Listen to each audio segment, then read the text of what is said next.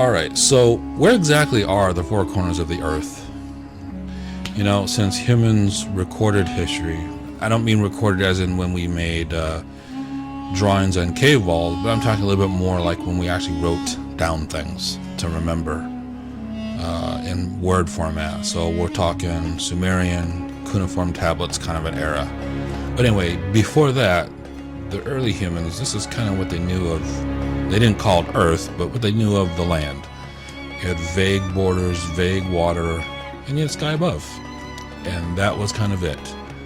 And, you know, this is right around 5000 BCE. When we went forward from 5000 BCE, that's when things started to change. That's when we started writing things down better. And we ended up with,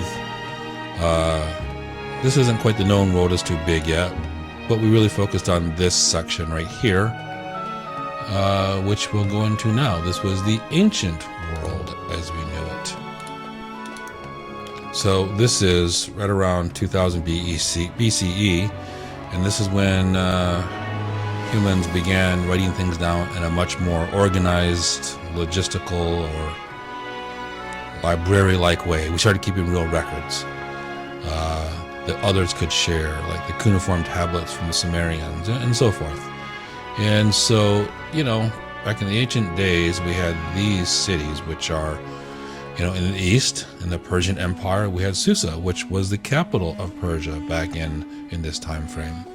And then we had Mesopotamia, where, you know, many say that humans, or at least modern humans as we know it today, started coming from Babylon and Ur, the Chaldeans. That's where Abraham's from. And you know, up in the Hittites there. And then going back south to Damascus and Jerusalem and Hebron. Then you have the Sea of Reeds, Upper Egypt, which is where Thebes is, and Memphis, Lower Egypt. Incidentally, Memphis today, right next door, city of Cairo. Massive city. Anyway, that wasn't around yet. So, in a very crude way, I tried to figure out what the four corners of this known world was.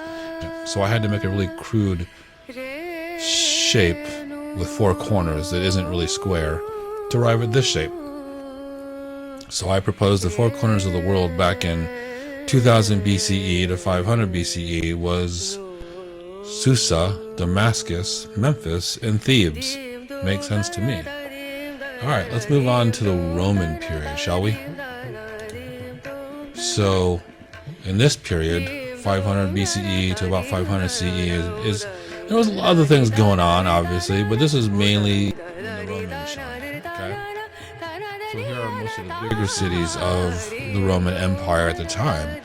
Believe it or not, while Peshawar all the way over in the east was not part of the Roman Empire, it was definitely a city, and the Romans knew about it. They traded with them. Then to the south you have Thebes. All the way out in the west you have Attica. And to the north you have London, or Londinium, or something like that. So these, I think, are what would be the corners. Again, not square, forgive me, but it is the best I can do. So I think this should be the four corners: London, Peshawar, Thebes, and Attica. All right, let's move on to the medieval times, about 500 to 1500. So here are the cities of the medieval days. We have Jerusalem in the south. Didn't quite fit on the map there, sorry about that. It's also the furthest east. West, we have Lisbon. North, we have York. And kind of another odd corner is Vilnius in Lithuania. Europe was getting busy. It was getting populated. People were kind of everywhere, you know. And during this time, you had the Crusades. You had a lot of backwards thinking also, you know. And it was kind of a rough time for humans. This is when, you know, lords and peasants and feudalism reigned. During this time, I think this is where the corners were at. York, Vilnius, Jerusalem, and Lisbon. We're getting closer to a square, okay? But not exact. I guess there's no rule that it has to be a square. Just because you have four corners doesn't mean that it's a square. Those are my conclusions there. Medieval Europe. All right, so moving on to the modern world, 2025. Here are the cities.